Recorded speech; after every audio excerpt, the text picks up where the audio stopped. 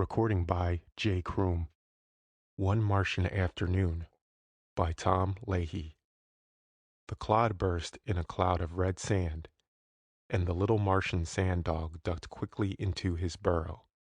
Mary Lou threw another at the aperture in the ground, and then ran over, and with the inside of her foot she scraped sand into it until it was filled to the surface.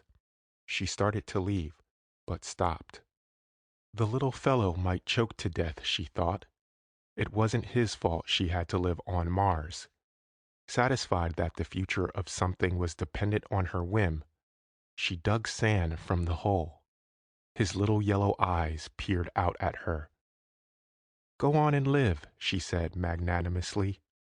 She got up and brushed the sand from her knees and dress, and walked slowly down the red road.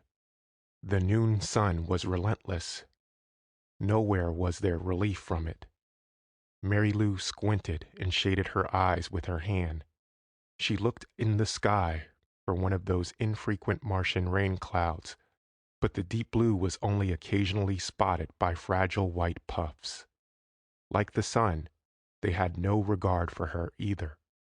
They were too concerned with moving toward the distant mountains, there to cling momentarily to the peaks and then continue on their endless route. Mary Lou dabbed the moisture from her forehead with the hem of her dress. "I know one thing," she mumbled. "When I grow up, I'll get to Earth and never come back to Mars no matter what." She broke into a defiant, cadent step. "And I won't care whether you and Mommy like it or not," she declared aloud, sticking out her chin at an imaginary father before her. Before she realized it, a tiny lime-washed stone house appeared not 100 yards ahead of her. That was the odd thing about the Martian midday. Something small and miles away would suddenly become large and very near as you approached it. The heat waves did it, her father had told her. "Really," she replied. "And you think you know so doggone much," she had thought. "Aunt Twylee." She broke into a run. By the Joshua trees through the stone gateway she ran, and with a leap she lit like a young frog on the porch. "Hi, Aunt Twylee," she said breathlessly. An ancient Martian woman sat in a rocking chair in the shade of the porch. She held a bowl of purple river apples in her lap. Her papyrus-like hands moved quickly as she shaved the skin from one. In a matter of seconds it was peeled. She looked up over her bifocals at the panting Mary Lou. "Gracious, child, you shouldn't run like that this time of day," she said. "You Earth children aren't used to our Martian heat. It'll make you sick if you run too much." "I don't care. I hate Mars. Sometimes I wish I could just get good and sick so's I'd get to go home." "Mary Lou, you are a little tyrant," Aunt Twylee laughed. "What you doin', Aunt Twylee?" Mary Lou asked, getting up from her frog posture and coming near the old Martian lady's chair. "Oh, peeling apples, dear.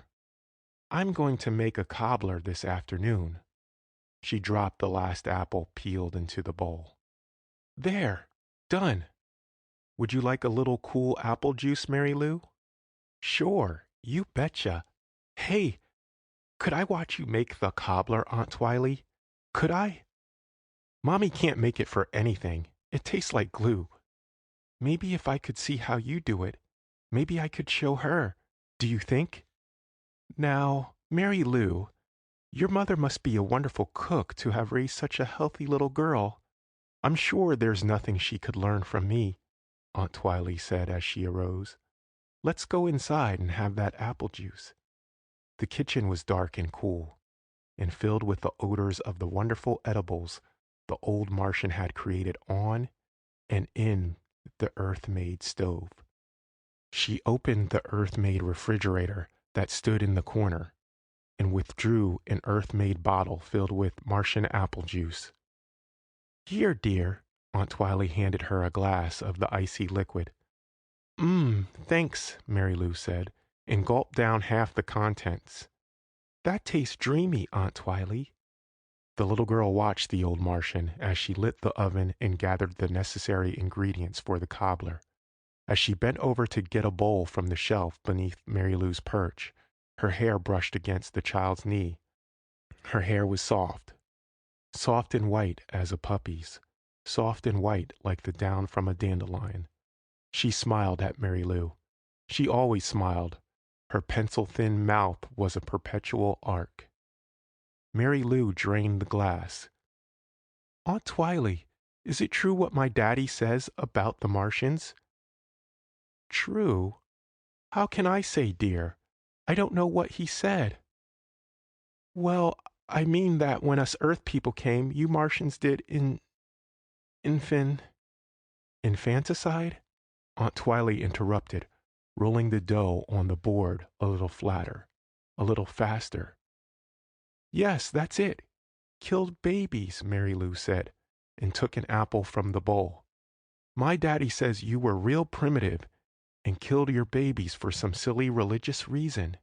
I think that's awful. How could it be religious? God couldn't like to have little babies killed. She took a bite of the apple. The juice ran from the corners of her mouth. Your daddy is a very intelligent man, Mary Lou, but he's partially wrong. It is true, but not for religious reasons. It was a necessity. You must remember, dear, Mars is very arid, sterile, unable to sustain many living things. It was awful. But it was the only way we knew to control the population. Mary Lou looked down from her button nose as she picked a brown spot from the apple. Humph, I'll tell him he's wrong, she said. He thinks he knows so damn much.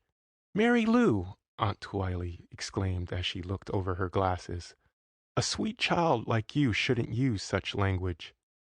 Mary Lou giggled and popped the remaining portion of the apple in her mouth. Do your parents know where you are, child? Aunt Twylee asked. As she took the bowl from Mary Lou's hands, she began dicing apples into a dough-lined casserole. No, they don't, Mary Lou replied. She sprayed the air with little particles of apple as she talked. Everybody's going to the hills to look for the boys. The boys? Aunt Twylee stopped her work and looked at the little girl. Yes, Jimmy and Eddie. And some of the others disappeared from the settlement this morning. The men are afraid they've run off to the hills. And the renegades got 'em. Gracious, Aunt Twylee said. Her brow knitted into a crisscross of wrinkles. Oh, I know those dopes. They're probably down there at the canals fishing or something. Just the same, your mother will be frantic, dear. You should have told her where you were going. I don't care, Mary Lou said, with an unadulterated honesty. She'll be all right when I get home. Aunt Twylee shook her head and clucked her tongue. Can I have another glass, please? The old lady poured the glass full again, and then she sprinkled sugar down the apple cubes in the casserole and covered them with a blanket of dough.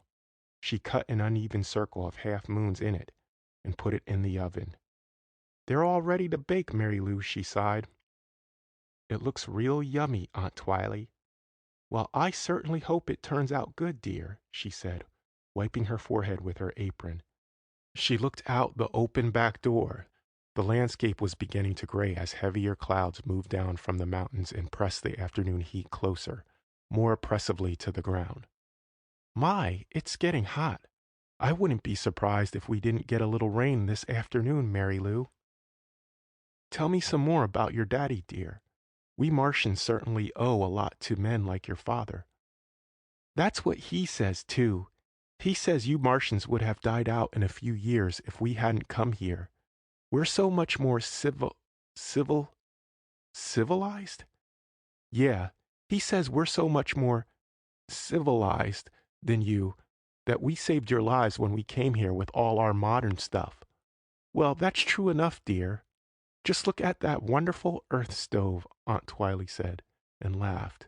We wouldn't be able to bake an apple cobbler like that without it, would we? A rumble of thunder shouldered through the crowded, hot air. No, he says you Martians are kinda likable, but you can't be trusted. He's nuts. I like you Martians. Thank you, child, but everyone's entitled to his own opinion. Don't judge your daddy too severely, Aunt Twylee said as she scraped spilled her sugar from the table and put little bits of it on her tongue. He says we bought all these keen things to Mars, and that if you got the chance, you'd kill all of us. Gracious, said Aunt Twylee as she speared scraps of dough with the point of her long paring knife. He's a dope, Mary Lou said. Aunt Twylee opened the oven and peeked in at the cobbler. The aroma of the simmering apples rushed out and filled the room. Could I have some cobbler when it's done? Mary Lou asked, her mouth filling with saliva. I'm afraid not, child. It's getting rather late. The thunder rumbled again, a little closer, a little louder. The old lady washed the blade of the knife in the sink. Tell me more of what your father says, dear, she said as she adjusted the bifocals of her thin nose and ran her thumb along the length of the knife's blade. Oh, nothing more. He just says that you'd kill us if you had the chance. That's the way the inferior races always act, he says. They want to kill the people that help them, 'cause they resent them. Very interesting. Well, isn't that so, Aunt Twylee?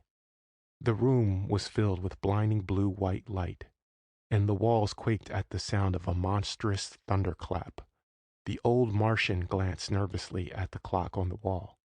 My, it is getting late, she said, as she fondled the knife in her hands. You Martians wouldn't do anything like that, would you? You want the truth, don't you, dear? Aunt Twylee asked, smiling, as she walked to the table where Mary Lou sat. Course I do, Aunt Twylee, she said. Her scream was answered and smothered by the horrendous roar of the thunder and the piercing hiss of the rain that fell in sheets. In great volumes of water it fell, as though the heavens were attempting to wash the sins of man from the universe and into non-existence in the void beyond the void. Mary Lou lay beside the other children. Aunt Twylee smiled at them, closed the bedroom door, and returned to the kitchen. The storm had moved on.